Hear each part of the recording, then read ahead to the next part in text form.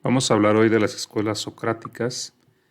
Yo creo que mal llamadas menores, me parece que es algo que debería terminar, llamarles socráticas menores, porque pues estamos suponiendo que hay una socrática mayor que sea Platón, y pues ya estamos partiendo, hoy estamos juzgando por adelantado esto, ¿no?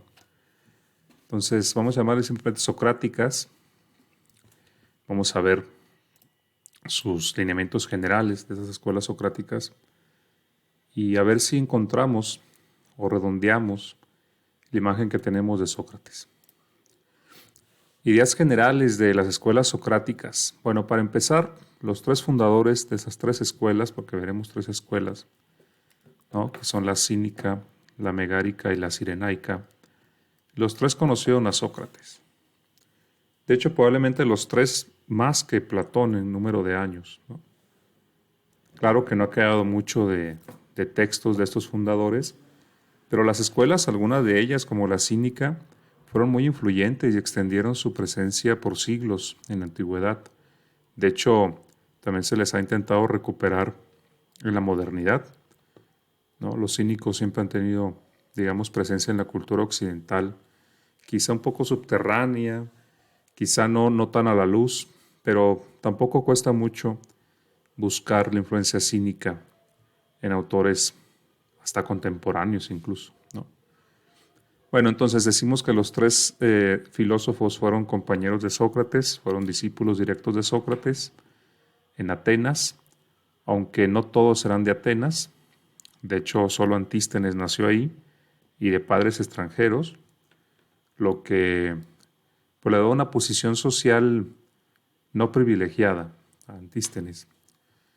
Entonces tenemos a Antístenes, fundador de la escuela cínica, que es la que expondremos primero. Estuvo presente con Sócrates en su muerte, cuando Sócrates toma la cicuta en el 399, después de que lo juzgan de pervertir a la juventud y no creer en los dioses de la ciudad, pues esta condena que le hacen de beber un veneno, ¿no? Y que sabemos qué pasó en sus últimas horas gracias a Platón en el diálogo Fedón, pues Antístenes estuvo ahí. De hecho, estaba yo hace un par de días releyendo el Fedón y me fijaba en la lista, que casi empezando el diálogo se da una lista de los que estuvieron ahí con Sócrates y se menciona directamente a Antístenes y a Esquines y otros muchos que estuvieron ahí presentes con Sócrates. Quizá una docena de discípulos estuvieron ahí, ¿no? Bueno, Aristipo, que es el fundador de la escuela cirenaica, ahí se me fue un acento en la I, Aristipo, no es Aristipo, no pudo estar en la muerte de Sócrates.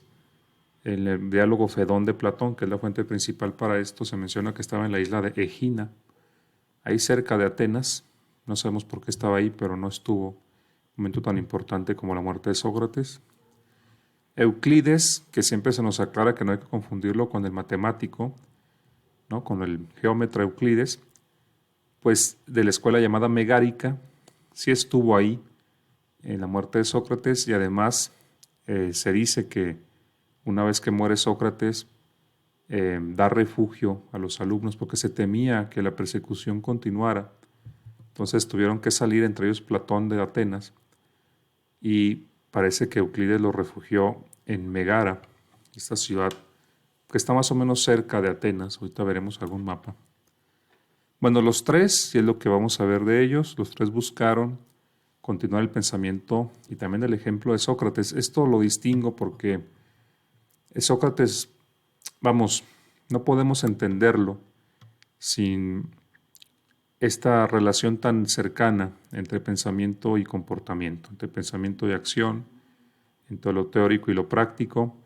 Para Sócrates la filosofía no solo es la búsqueda de la verdad, sino también de la virtud, ¿no? De vivir según se piensa, hasta las últimas consecuencias, esa congruencia o coherencia que debe guardar el filósofo, ¿no?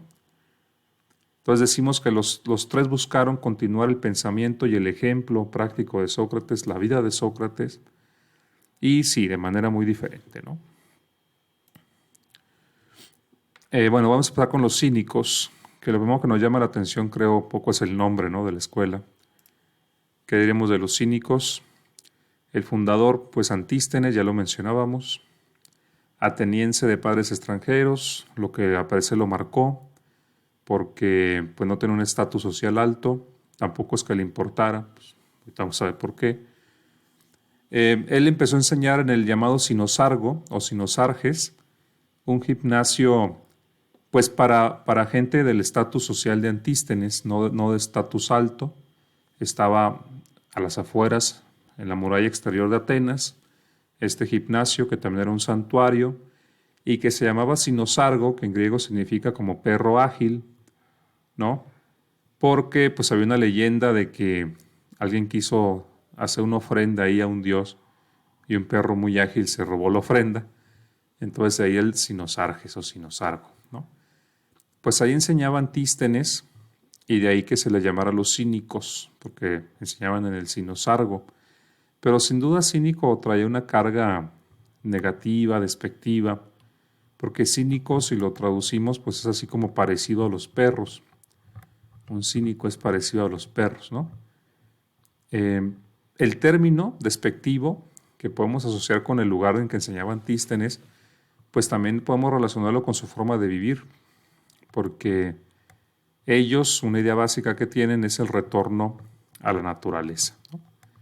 Entonces, Antístenes, quizá no él tanto, pero sí algunos discípulos, especialmente Diógenes, pues tampoco es que les va a disgustar el término de cínicos o parecidos a los perros o a los perros directamente, porque proponían en su filosofía, pues sí, una forma de vida alejada de las convenciones sociales, alejada de los compromisos, los vínculos, las necesidades sociales, materiales, de estatus, de reconocimiento, de honores. Buscaban un retorno a lo simple, a lo sencillo, a la naturaleza, ¿no? Entonces, pues como los perros pueden ser un buen ejemplo de esto. Bueno, la doctrina de los cínicos, por cierto, en este detalle de la escuela de Atenas, ¿no?, de la pintura famosa, tenemos a Diógenes, ¿no?, representado pues descalzo, pues descuidado, ¿no? Vamos a ver. Bueno, para empezar, los cínicos son prácticos, o sea, no son teóricos, como por ejemplo Platón, no son unos filósofos dedicados a la búsqueda de la investigación de la verdad, sino más bien a la vida práctica. Y cuando hacemos vida práctica hay que entender bien lo de práctico, no me refiero a que se van a adaptar a la sociedad y van a ser prácticos en ese sentido, sino más bien en que tienen que practicar la filosofía, tienen que vivirla. Más que andar investigando la verdad, quieren mostrar una forma de vida congruente con ciertos principios, ¿no? Estas escuelas socráticas y después las helenísticas, como los estoicos, los epicúreos, los escépticos, pues van a buscar la felicidad, ¿no? Es el objetivo de estas escuelas, la vida feliz, la vida, digamos, buena, alejada del sufrimiento. Y en el caso de los cínicos, la respuesta a qué es la vida feliz es la vida autosuficiente o independiente. Hay que tener en cuenta eso. Estos filósofos buscan la felicidad. La pregunta que buscan contestar es cómo se debe vivir, y los cínicos contestan, hay que vivir buscando o teniendo como objetivo la autosuficiencia, la independencia. El sabio para los cínicos es aquel que supera las necesidades materiales, sociales, honores, vínculos, como ya mencionaba, y eso lo logra reduciendo al mínimo sus necesidades y sus deseos. O sea, lo que hace infeliz al hombre, según la escuela cínica, es pues el ansia de riquezas, el ansia de reconocimiento social, el ansia de cumplir con los requerimientos de las costumbres, de los hábitos, ¿no?, de la ruta pues que se nos pone enfrente como entes sociales, ¿no? Todo esto predeterminado de la moral, de las costumbres, de que hay que comportarse de cierta manera y hay que hacer ciertas cosas a ciertas edades pues diríamos ahora pues hay que ir a la escuela y después hay que casarse y después hay que trabajar y hay que ser un buen ciudadano y pagar los impuestos y no se hace esto aquí ni se hace esto allá, ¿no? Todo este pudor, todas estas convenciones, los cínicos dicen eso es lo que tiene permanentemente atrapado al hombre, ¿no? En la búsqueda de satisfacer esas necesidades materiales que si uno las ve, pues realmente son a veces absurdas, ¿no? Y que nos tienen atrapados, ¿no? Ya, yo mencionaba en el podcast, pensemos en todo de lo que somos dependientes en la vida cotidiana, del agua potable en nuestras casas y de la energía eléctrica y, y, y de la señal de internet y de la televisión y de que funcione el aparato fulano, el refrigerador y del gas.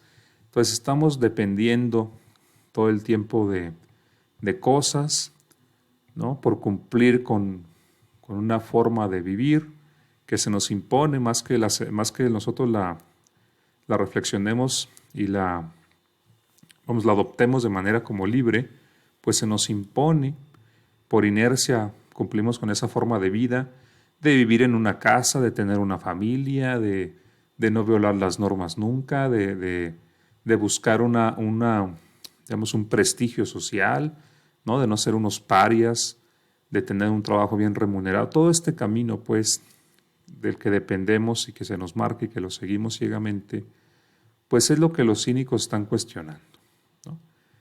Sócrates, pues es el ejemplo, porque Sócrates justamente tenía mucho de esto, ¿no? Si lo vemos ahí, digamos, siempre podemos distinguir entre un cínico y Sócrates tal vez, pero también es cierto que Sócrates, si vemos su vida, pues era un tipo muy austero, un tipo que no se preocupaba mucho de la calidad o de la limpieza de sus ropas, tampoco, no lo sabemos, pero tampoco sería su preocupación, ni de su imagen. Era un tipo feo y tampoco es que le avergonzara. Era un tipo pues descuidado también en su vida económica, ¿no? Porque pues se la pasaba él buscando la verdad. Él decía que tenía esa misión y hasta se lo recriminaban y lo vemos en la Apología de Sócrates y en otros textos de Platón, como el propio personaje Sócrates cuenta que pues le han dicho que ha pues desperdiciado su vida, ¿no? Que ha estado pues sin dedicarse a algo útil, ¿no? Y lo vemos con Aristófanes en esa caricatura de las nubes, de la comedia de Aristófanes titulada Las nubes, pues ahí vemos a un Sócrates pintado como muchos lo observaban, o sea, un tipo pues ahí abstraído, un tipo alejado de lo práctico en el sentido de esa adaptación que tienes que hacer para que te vaya bien según la idea común. Y Sócrates no se adapta, no trabaja o no parece trabajar y está ahí buscando qué es la belleza y qué es la justicia. Pues ¿quién hace eso? ¿Realmente quién tiene tiempo? Y luego se supone que no cobraba por hacer eso, que es la diferencia con los sofistas. Entonces, ¿cuál es el sentido de eso? Entonces, si vemos a Sócrates, es un tipo extravagante, es un tipo que no se amolda pues a las personas comunes, y los cínicos toman ese aspecto de Sócrates, ¿no? Esa austeridad, ese desenfado, ese alejamiento de las convenciones y de las rutas trazadas, como he dicho, para la vida de las personas, pues Sócrates es un ejemplo de eso. Es un filósofo que además nos recuerda la imagen popular de los filósofos, porque es lo mismo. Cuando nosotros pensamos actualmente en un filósofo o cuando la gente piensa en un filósofo, pues es como un soñador, o a veces para algunos es un haragán, para otros es un marihuano, tal cual un drogadicto, ¿no? Pues un tipo sin oficio ni beneficio, tal cual, ¿no?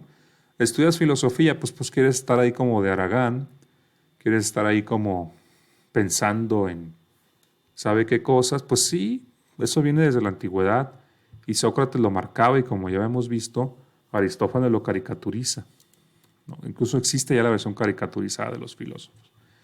Entonces los cínicos pues son eso llevado al extremo. Personajes que no se van a adaptar nunca a la pauta social. Esa es la propuesta. Adaptarse a la pauta social es dependencia, es insuficiencia, es no bastarse a sí mismos, ¿no? Es meterse a la convención, que quizás es el fondo del asunto, asumir las convenciones sociales como propias y ya no tener una vida autosuficiente y autónoma. Es simplemente seguir el guión social. Y eso es lo que no van a hacer los cínicos. ¿Cuáles son los principios? Bueno, primero, la virtud, porque siempre en estas escuelas hay que preguntarnos por la virtud, porque ya vimos que hay una virtud guerrera aristocrática que se ha esfumado, porque se ha terminado el mundo aristocrático, ¿no? Ya nadie cree en esta virtud guerrera de los aristócratas de la Ilíada y la Odisea, ¿no? Tenemos la virtud, según los sofistas, que es hablar en público y ser un hombre de Estado. La virtud para Sócrates, pues es esta búsqueda de qué es la justicia, qué es el bien, qué es la piedad, y la virtud es conocimiento, ¿no? La virtud para Sócrates es justamente esa búsqueda, porque en la búsqueda de la justicia está el ser justos, en la búsqueda del bien es practicar el bien, esa conexión íntima entre investigación teórica y virtud práctica.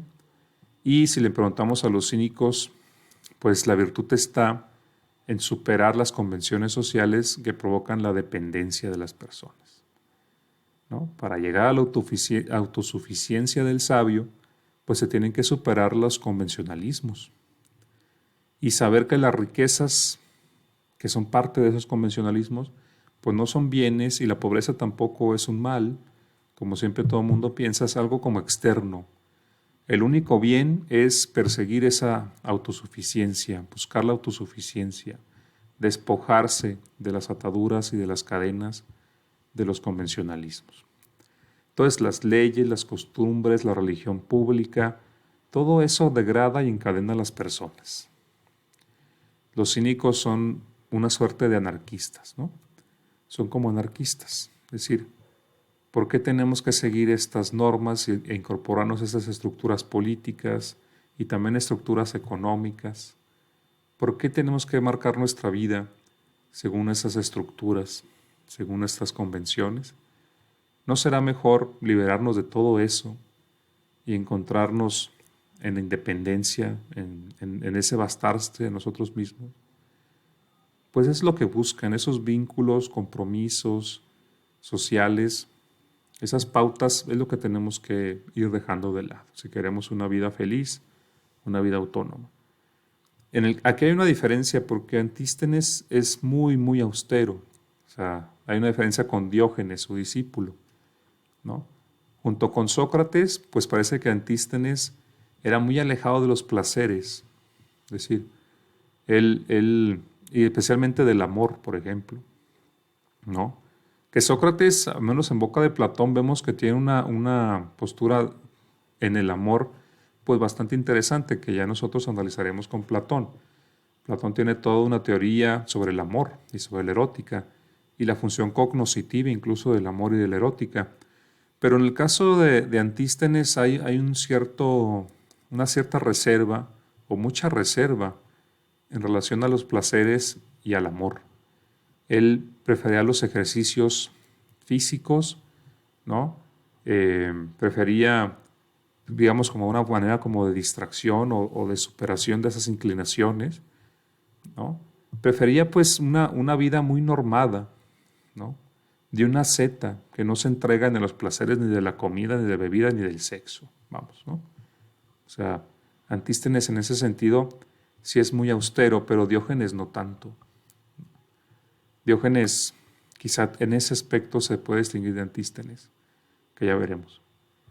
Porque sí, Diógenes remarca más bien la naturaleza, y la naturaleza a veces incluye impulsos, por ejemplo, que no pueden ser satisfechos en lo público, sino solo en lo privado, por ejemplo los impulsos sexuales. Y Diógenes no los reprime. Parece que él, justamente parte de su retorno a la naturaleza es, pues tampoco el desenfreno de un hedonista, porque estaremos cayendo en el otro extremo, o tampoco la represión de sus impulsos, ¿no? Porque pues sería seguir siendo convencionales, claro, ¿no? Tampoco es que les vamos a dar desahogo, pero quizá dejándolos fluir naturalmente, justamente es la manera de no caer en el exceso, ¿no? Que nosotros podemos reflexionar sobre eso en las siguientes láminas, ¿no? Bueno, ¿cómo será la vida de un cínico? Bueno, pues un cínico no tiene bienes. Un cínico no lo veremos ahí acumulando bienes inmuebles ni bienes muebles, ¿no? Ni dinero, ni nada de esto. Solo tiene lo estrictamente indispensable, que en eso de lo indispensable tenemos lecciones con la vida de Diógenes. La vida de Diógenes, el cínico, está en buena parte narrada, aunque también hay que distinguir ahí la parte que pudiera ser legendaria o exagerada, en un filósofo llamado Diógenes Laercio, que es más bien un historiador de la filosofía posterior. Entonces ahí podemos ver cuando él trata de los filósofos cínicos, porque tiene capítulos, su obra se llama Vidas de los filósofos más ilustres, y entre ellos pues nos narra vida de cínicos, de filósofos cínicos, y pues cuando vemos la vida de Diógenes está llena de anécdotas. Parece que el mismo Diógenes Laercio, el historiador, pues tenía como uno de sus favoritos a Diógenes el cínico, ¿no? Aquí lo vemos en la pintura. Entonces vemos cómo se le representa. Aunque estas representaciones pueden ser algo románticas, quizá algo exageradas, pues es difícil de saber. Pues tenemos un tipo que está con lo mínimo, un tipo pues que no acumula, un tipo que no tiene afanes de propiedades, que está con lo mínimo indispensable, que sus enseñanzas son como ejemplos, como anécdotas, pues sí, como vivencias, es lo que enseña Diógenes, ¿no? Entonces tenemos primero la suma austeridad, ¿no? Que eso, como les digo, es de los cínicos en general, pero hay que matizar en Antístenes y en Diógenes. Por ejemplo, el segundo punto, ¿no? En un Diógenes ya tendremos ahí la propuesta de la poligamia y la poliandría, es decir, pues la no monogamia, ¿no? El rechazo de esta convención de la monogamia. También la comunidad de los hijos, ¿no? Esto de es mi hijo y es tu hijo, pues si no hay monogamia, pues es difícil de determinar, y entonces, pues también la comunidad de los hijos es algo que va a proponer el cinismo en algunos de sus representantes, como Diógenes. La igualdad, por supuesto, ¿no? Es parte de este retorno a la naturaleza. En la naturaleza, esta convención del matrimonio monógamo, estas convenciones de las jerarquías sociales, pues no existen. Y ellos dicen, pues es justamente lo que ha perjudicado al ser humano, las convenciones. Se piensa que son las convenciones las que lo han hecho mejor o superior al animal. Dicen, pues más bien, fíjense cómo más bien son formas de control esas convenciones, ¿no? Entonces ellos en su igualdad natural, en su comunidad de los hijos, en su no monogamia, y también esta ruptura de lo privado y de lo público, porque pues tenemos un Diógenes que está en su desfachatez, como se dice, pues haciendo sus necesidades y cumpliendo sus impulsos en público. Ya veremos que incluso discípulos de él, que ahorita mencionaremos, pues no tenían muchos problemas en tener relaciones sexuales en público incluso. Bueno, que ya quizá esas son notas, digamos, demasiado fuertes del cinismo, no lo sé. Entonces no se busca el poder, no se buscan los bienes, no se busca el estatus, no se busca la fama. Es un desapegarse de las riquezas y de los honores, ¿no? Bueno, por supuesto que van a chocar contra Platón, ¿no? Porque Platón, para empezar, es un tipo más bien teórico, es un tipo que sí forma una escuela y que pertenece a una familia de la clase más alta en Atenas y que va a educar a hijos de las familias más bien ricas. Y también es un filósofo que tiene como muy importante que haya un Estado construido según un modelo ideal, ¿no? Con leyes y etcétera. Por supuesto, no podemos dejar de encontrar algunos rasgos o algunas coincidencias. Por ejemplo, Platón también propone en la República la comunidad de los hijos, ¿no? Por ejemplo. Y la vida de los filósofos, que son los gobernantes, pues es muy austera. O sea, la vida de un cínico ese carácter de renuncia le caerá muy bien a un filósofo gobernante en Platón, como ya veríamos. Pero bueno, en la filosofía, en su metafísica, es decir, en la búsqueda de la realidad detrás de la apariencia, entendida de la metafísica así, como aquello que le da sustento ontológico a todos los seres, aquello de lo cual los seres dependen para existir, pues hay una gran diferencia entre los cínicos como Antístenes y Platón, que eran contemporáneos. Incluso Antístenes es un poco mayor que Platón. Platón propone la existencia de las llamadas ideas, eidos o formas, que son pues eternas y que explican este mundo aparente. Este mundo es de apariencias para Platón, ontológicamente hablando. Por ejemplo, el árbol, o cualquier ser de la naturaleza, realmente es una copia de un modelo formal, formal en el sentido de forma, como lo tiene Platón. Entonces él decía que había universales trascendentes, ¿no? Entonces habría una idea de árbol, casi como un arquetipo de árbol, vamos a usar esa palabra, arquetipo, ¿no? Y los árboles reales, diría Platón más bien irreales, aparentes de este mundo sensible, pues son copias, imitaciones del arquetipo de árbol que es eterno, ¿no? Esa forma, ese eidos. Los cínicos dicen, bueno, déjate de cosas, ¿no? Los cínicos dicen, no, lo que existen son los seres individuales, los este o aquel árbol, eso es lo que existe, ¿no? Y hay la famosa anécdota de que Antístenes le diría a Platón alguna vez, bueno, Platón, yo veo los caballos, no veo la caballeidad, o sea, la esencia de los caballos, esta forma de los caballos que estos caballos reproducen, copian, imitan. Yo veo caballos, no veo la caballeidad, ¿no? Es una forma de decirle a Platón, pues no existen esas formas trascendentes universales subsistentes, existen los individuales y ya, ¿no?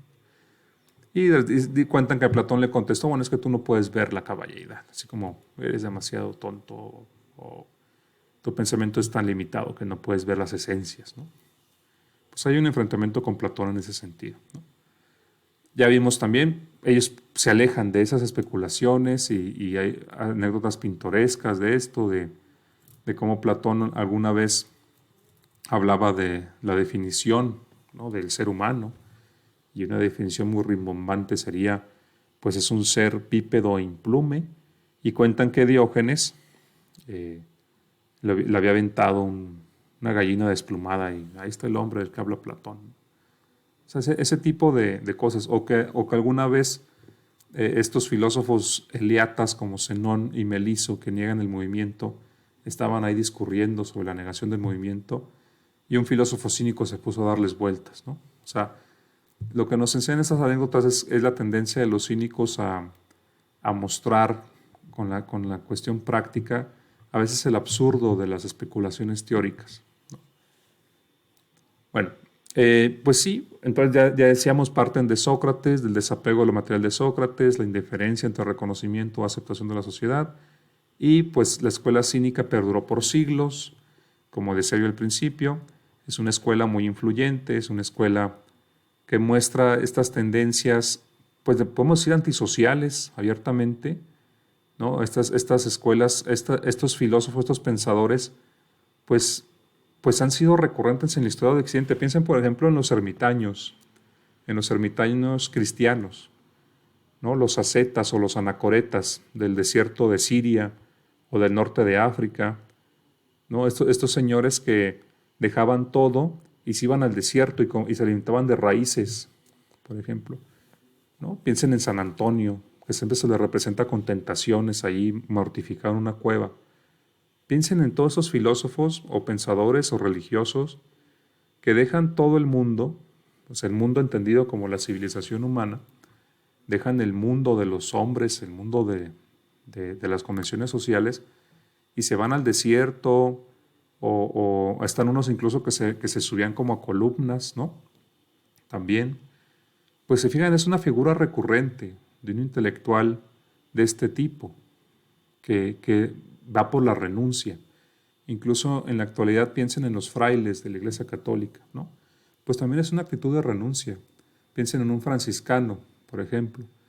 Un franciscano pues hace votos hasta de pobreza, obediencia, y pertenece a una orden mendicante, que se mantiene de lo que le donan los demás.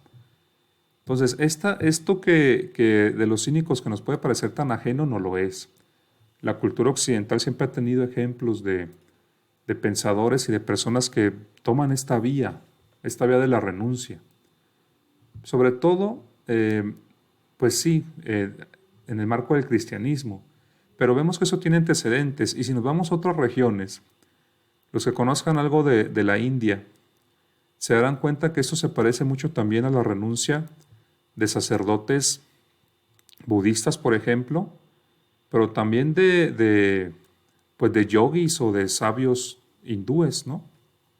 Incluso la misma vida de Buda lo muestra, como él primero renuncia a todo, que de hecho puede haber interesantes ahí relaciones entre el budismo y esto, y el hinduismo también, porque a poco no en el hinduismo y en el budismo se plantea eso de renunciar, de alejarse de lo material y de tratar de eliminar el deseo y incluso cierta mortificación física. Y hay corrientes así, o sea, en la tradición hindú y en la tradición oriental. También piensen en el sabio taoísta o en el sabio confucionista, pues también implica ese alejamiento del mundo, y ese alejamiento de lo material, y ese alejamiento de los vínculos sociales, esa actitud de alejarse de lo común, lo podemos ver en un montón de sabidurías de todo el mundo. Y los cínicos lo representan y lo practican en las ciudades más poderosas de su tiempo, en Atenas, en Corinto, por ejemplo. Y ante personajes muy poderosos. Hay varias anécdotas, por ejemplo, del encuentro de Alejandro Magno con Diógenes en Corinto. Porque Diógenes, él nació en Sinope, de hecho quería mostrarles ese mapa. Diógenes, que es discípulo de Antístenes, acuérdense, el fundador es Antístenes. En Atenas él conoció a Sócrates. Un discípulo de Antístenes, el cínico, pues es Diógenes el cínico. Y Diógenes nació en esta ciudad, en Sinope, acá en el Mar Negro. Se trasladó a Atenas, vivió mucho tiempo en Atenas, aquí en Atenas, y murió en Corinto. Corinto está por aquí, en el Golfo de Corinto, aquí, ¿no? De hecho, por aquí debería aparecer. Aquí está Corinto. Entonces, el periplo de Diógenes es desde su ciudad natal en Sinope, acá en el Mar Negro, se trasladó a Atenas, la ciudad más poderosa de su tiempo, y vivió también en Corinto.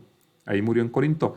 Y aquí en Corinto, que es una ciudad muy importante porque se fijan, controla el estrecho de Corinto, que es la conexión entre estos dos mares, el Golfo de Corinto y el Golfo Sarónico, y es la entrada al Peloponeso, que es esta península.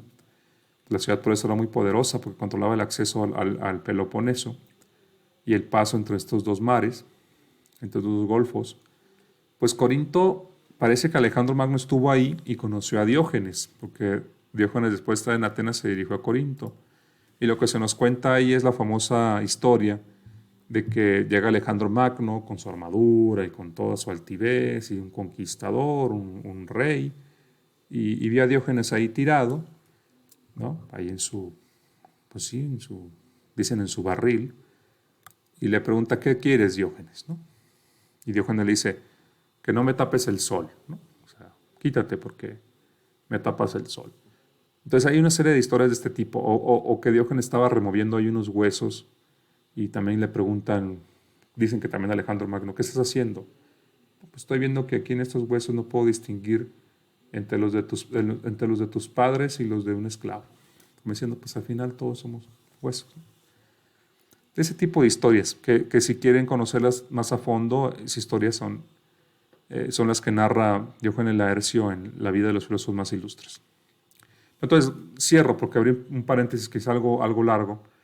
La actitud cínica, la actitud de renuncia, es algo que vemos en Oriente y que también vemos en Occidente, y que vemos en el hinduismo, vemos en el budismo, vemos en el confucianismo, vemos en el cristianismo, en el taoísmo, y lo vemos incluso hoy, ¿no?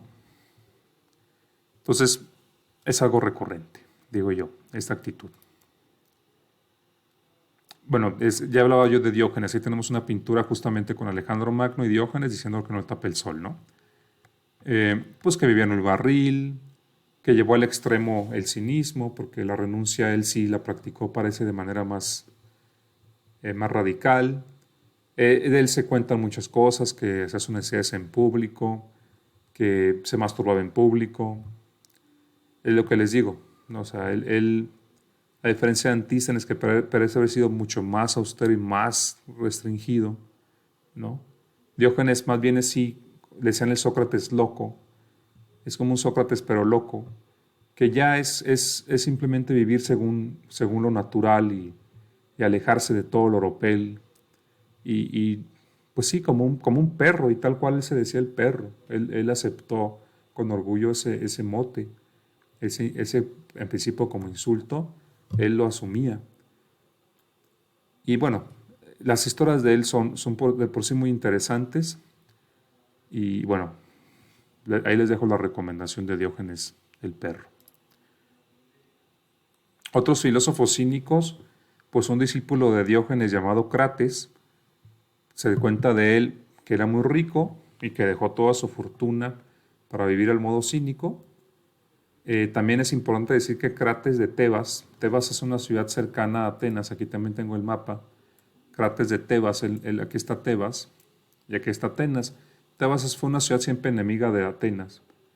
Él nació en Tebas, se trasladó a Atenas, conoció a Diógenes y fue discípulo de Diógenes, y dicen que fue rico, que dejó toda su riqueza para seguir el modo cínico. Se cuenta eso para demostrar que era un tipo coherente. Y su compañera Hiparquía, que también contra su familia, contra la opinión de su familia, Hiparquía pues siguió a Crates.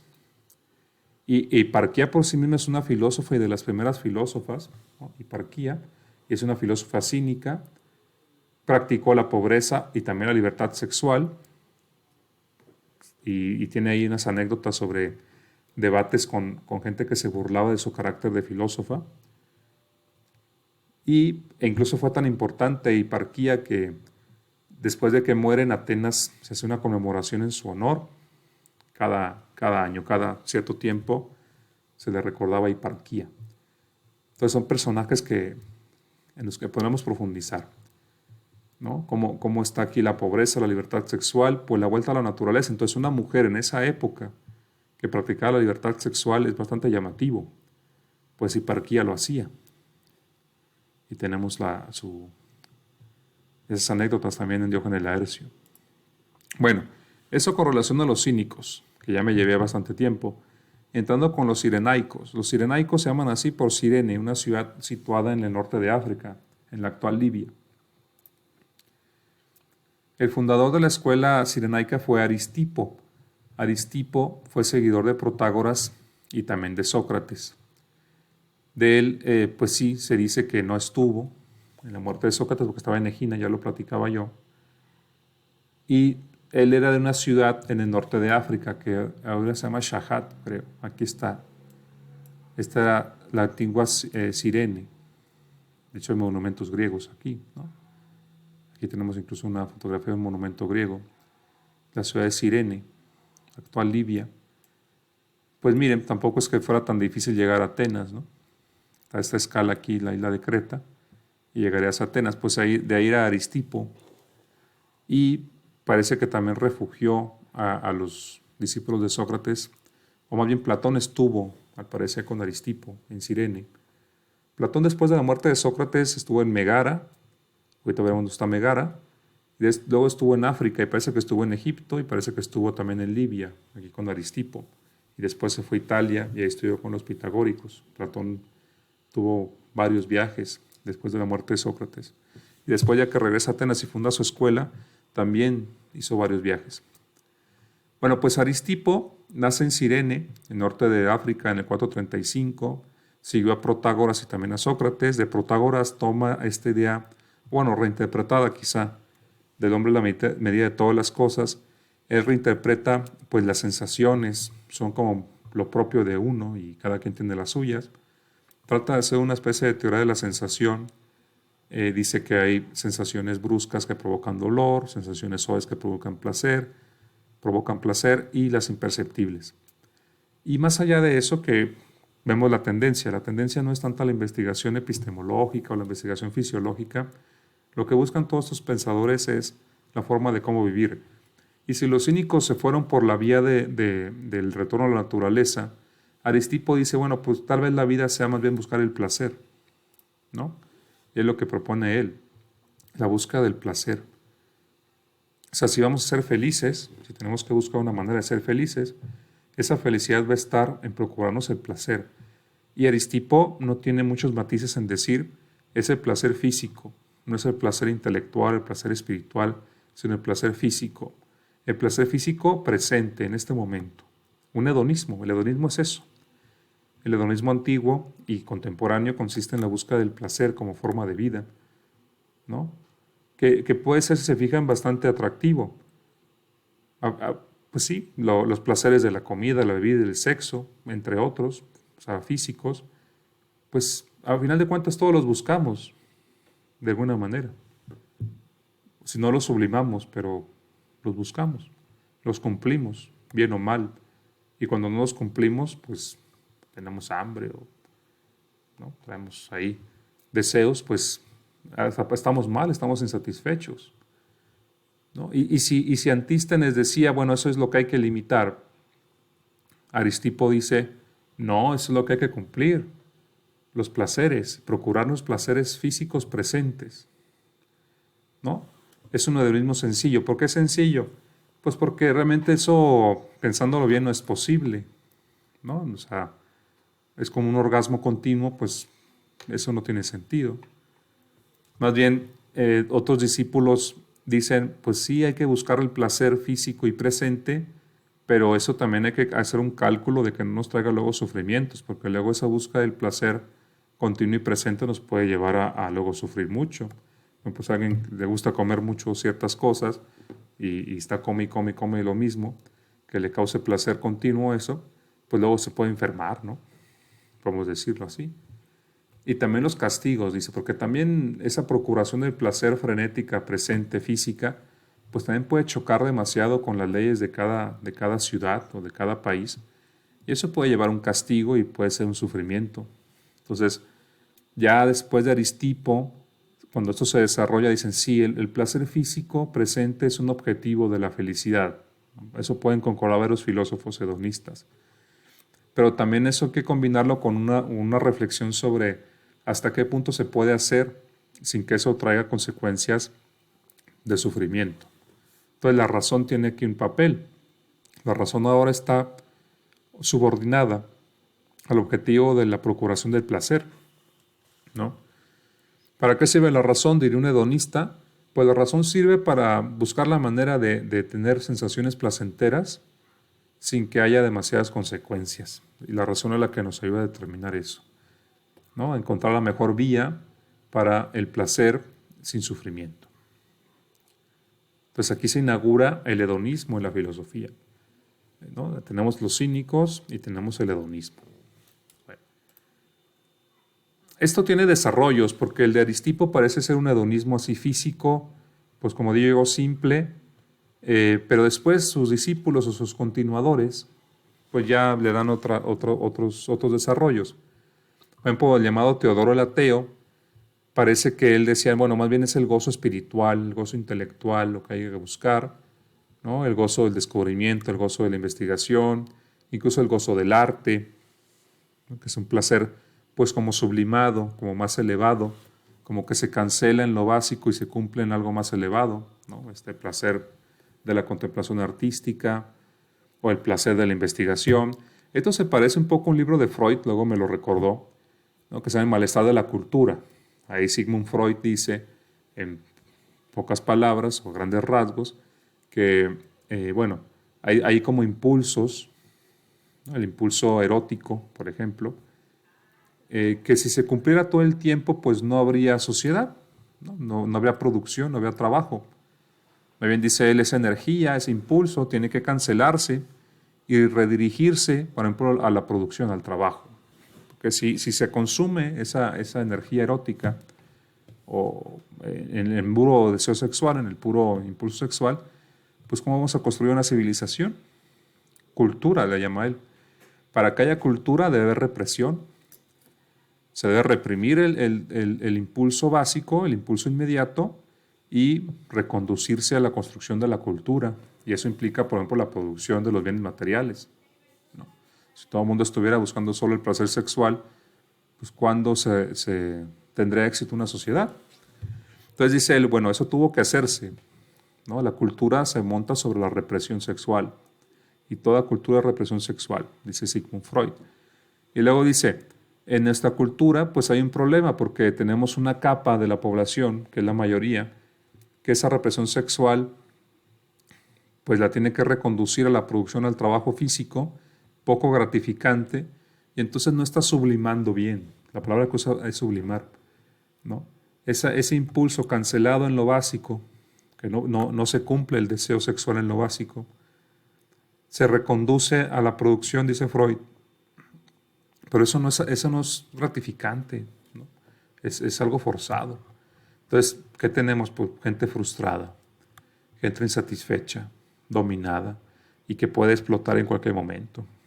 Es lo que dice él, ¿no? Y está escribiendo esto en épocas de la Segunda Guerra Mundial, prácticamente, o el ascenso del fascismo. Luego dice él, bueno, y también tenemos formas más elevadas de sublimar y más gratificantes. Él dice, yo por ejemplo, Freud dice de él mismo, yo sublimo mucho en la investigación. Entonces, pues cancelo mis impulsos y luego los sublimo en la investigación, en este caso psicológica. Hay otros que lo hacen en el arte, también dice Freud, en el arte, en la ciencia. Dice, hay también una cuestión religiosa, un tipo de sublimación religiosa, que él dice que no es la mejor, ¿no? Entonces dice, aquí lo que tenemos que hacer es que cada vez más personas accedan a formas mejores de sublimación. Si no, la cultura no va a subsistir. Si depende de que mucha gente esté insatisfecha y esté nomás trabajando físicamente, o sea, cumpliendo, o sea, sublimando de manera tan imperfecta, eso no va a funcionar, ¿no? Pues bueno, hago ese paréntesis porque Teodoro propone pues como una especie de sublimación, usando el concepto, ¿no? Espiritual, artística, científica. No cumplir el placer en lo básico, como propone un Aristipo físico, ¿no? El deseo básico, el impulso inmediato, que es lo que propondría Aristipo, sino cancelarlo en lo básico y llevarlo a otro nivel, al espiritual, lo que propone Teodoro el ateo, ¿no? Y se le llama ateo porque a la vez que propone esto, propone pues que no existe ningún Dios. Y también tiene esta idea interesante de la apatía o la indiferencia. El sabio es indiferente, ¿no? Llega a la apatía, no le afecta el destino. Bien, acepta todo como destino y entonces si viene un terremoto, si viene una pandemia, si lo esclavizan o no les... Dice, pues esa es la indiferencia, porque esas son cosas que me rodean y que yo no controlo, es el destino, y yo mantengo indiferente, apatía. Esa es una idea básica también que van a retomar los estoicos. Entonces tenemos un desarrollo aquí, de esta tesis hedonista de Aristipo, vemos aquí otras cuestiones, ¿no? Otros desarrollos, como llamo acá en la lámina. El placer cancelado y sublimado de Teodoro el Ateo hacia lo espiritual, la apatía frente a lo externo. Si yo estoy concentrado en el placer de la investigación o de la contemplación artística, y es lo que yo puedo controlar, moderarme para buscar ese tipo de placeres, pues un poco también como en el caso de los cínicos, ¿no? Que decían que las riquezas y los bienes eran algo que realmente no eran bienes, esas riquezas, esas propiedades, como la pobreza era un mal, son ideas, lo que uno tiene que buscar la independencia. Pues Teodoro dice, pues también a mí que me afectan esas riquezas, esos vaivenes. Lo que yo tengo que hacer es procurarme el gozo espiritual, lo que dice Teodoro. Bueno, tenemos Egesias o Egesías, que es un tipo más pesimista. Él sobre todo trabajó en Alejandría, Egesias, ¿no? Y le llamaban el consejero de la muerte a Egesias porque parece que se la pasaba enumerando todos los males de la vida, porque parece que demostraba que la felicidad no era posible, ¿no? Decía, en esta vida está tan llena de miserias, y se pone a narrar todas las miserias, enfermedades, y pérdidas y frustraciones. Entonces parece que predicaba así, bueno, uso predicar por usar la palabra, pero parece que enseñaba así en la enumeración de las miserias de la vida para tratar de demostrar entonces que que pues no podía ser feliz, realmente las personas no pueden ser felices. Y entonces le llamaban consejero de la muerte porque se llegó a decir que hubo quien se suicidó escuchando a Hesias y que incluso se le prohibió enseñar porque hubo una ola de suicidios de Hesias. Entonces se fijan, pues ya es muy alejado de un Aristipo. Aristipo era el placer físico inmediato, presente, y ya con Hesias tenemos, no se puede ser feliz, más bien lo que hay que es evitar el dolor y el sufrimiento en la medida de lo posible. Vamos a sufrir, pero hay que sufrir lo menos. Entonces ya es como darle la vuelta a esto, ¿no? Ya de buscar el placer en positivo, ahora es evitar el sufrimiento y en la medida de lo posible, ¿no? No sufrir esta vida que es puro sufrimiento, pues sufrir lo menos posible. Es la propuesta de Hesias. Entonces, un desarrollo de la escuela cirenaica. Bien, y tenemos los megáricos, que se llaman así megáricos porque el fundador Euclides trabajó en Megara, más bien nació en Megara. Aquí está Megara, vean, muy cerca de Atenas. Megara es una ciudad ubicada justamente en este estrecho, ¿no? Entonces, pues Megara está cerca de Atenas. Y aquí en Megara, o Megara, pues vivió Euclides, nació Euclides, ¿no? Euclides, repito, no el matemático, el filósofo, discípulo de Sócrates. Dicen de Euclides que se llevó a disfrazar de mujer y quién sabe qué tanto hizo para entrar en Atenas, ¿no? Como que estaba prohibido que entraran varones, eran épocas como de guerra, según recuerdo, entonces hasta disfrazado, pero entró a Atenas porque él quería ser el alumno de Sócrates. Alrededor del 430, justamente cuando estaba estallando la guerra con Esparta, se cuela ahí en Atenas, no es de Atenas, es de Megara, o Megara, y pues estuvo con Sócrates alrededor de 30 años, es decir, casi el mismo, más tiempo que Platón, porque Platón nació en el 428, pero pues no nació y se fue con Sócrates, ¿no? Suponiendo que en la adolescencia empezó a seguir a Sócrates, pues lo seguiría unos 11 años, unos 10, 12 años. Pues Euclides parece que estuvo él con Sócrates 30 años. Se sabe que él estuvo en la muerte de Sócrates y que después les dio refugio en Mégara. Parece que Platón, entre otros, después de estar en Atenas y de temer ser perseguidos también como Sócrates, salen a Mégara, ahí con Euclides, y luego otros se van a Cirene con Aristipo. O sea, estos filósofos estaban todos relacionados. Y bueno, de Euclides no nos extenderemos mucho, porque creo que su filosofía deriva más bien en una sofística, en el sentido negativo de sofística, es decir, una serie de argumentos ahí medio mañosos, que creo que tampoco son de mucho interés. Bueno, pero sus discípulos, Euclides, no es Tilpón y otros discípulos que tuvo, sino Euclides, pues parece que quiso combinar a Parménides con Sócrates, así como a Protágoras con Sócrates, Aristipo, ¿no? Parece que Euclides a Parménides con Sócrates, y Parménides que proponía que solo existe el ser es y el no ser no es, y que existe una sola cosa que llama el ser o el uno, ¿no? Porque Parménides, como bien, el ser de Parménides también se llama el uno o el ser, el único que existe, y no existe el no ser, y la pluralidad es aparente, el movimiento es aparente, todas estas tesis de Parménides y los eleatas de la escuela de Elea, pues para Euclides el socrático, este ser o uno de Parménides es el bien. Entonces solo existe el bien, ¿no? Y el mal, pues es aparente. Es la conclusión a la que llega Euclides, ¿no? Existe el bien y el mal es apariencia. Si se fijan, esto puede derivar en cierto sentido de Sócrates. Sócrates decía que el mal solo se hace por ignorancia. Entonces, ¿realmente es mal o es ignorancia? O sea, como que diluye la idea del mal, ¿no? Porque creo que entendemos ahora que el mal es algo voluntario, ¿no? O sea, quien hace el mal, para decir que hizo el mal, tendríamos que decir, para culparlo de que es algo voluntario, porque si como dice Sócrates, nadie hace el mal voluntariamente, o sea, infiriendo el que hace el mal lo hace involuntariamente porque no sabe qué es el mal, pues realmente el mal qué es, ¿no? Entonces, bueno, Euclides dice, realmente existe una sola cosa, el bien, y todo lo que consideramos malo es ilusorio. Lo consideramos malo pues porque estamos atrapados en las apariencias, ¿no? Lo que existe es el bien. Y todas las virtudes, la justicia, la piedad, todas esas virtudes son variaciones u otros nombres de la única virtud que existe, que es el bien. el bien, que él también llama Dios, llama razón o llama sabiduría, ¿no? Ese bien es lo único que hay.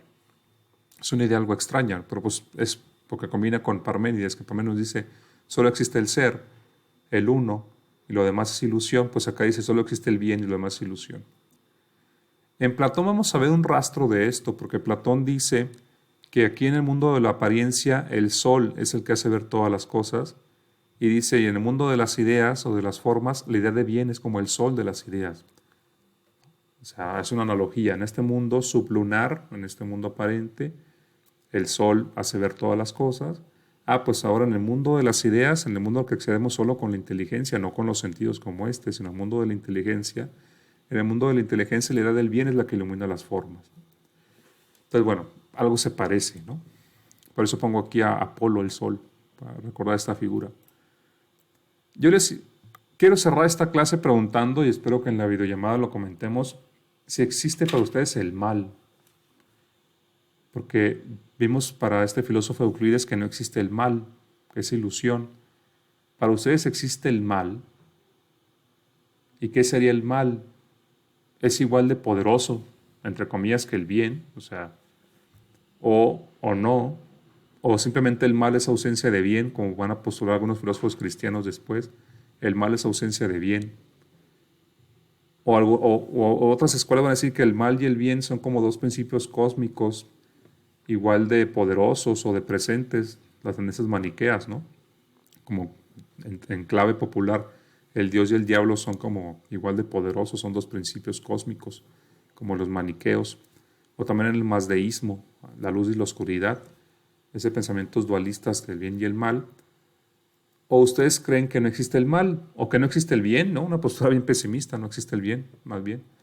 ¿Ustedes qué opinan del mal? Les dejo esa pregunta. Y aquí dejaré esta exposición. Les agradezco mucho y nos vemos en las videollamadas. Hasta luego.